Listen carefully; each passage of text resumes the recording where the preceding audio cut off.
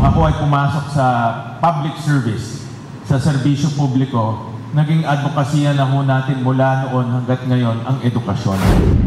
Dahil naniniwala ho tayo ng edukasyon lang ang pinaka-matibay, pinaka-epektibong paraan para maiangat po sa kahirapan ng ating mga kababayan.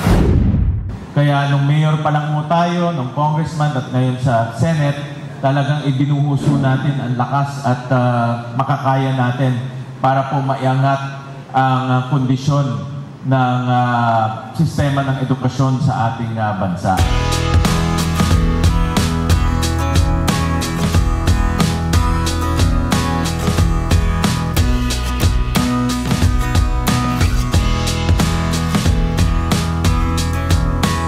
Mga unang panahon, sa ating bansa, may binabayaran na tuition, may binabayaran na school fees.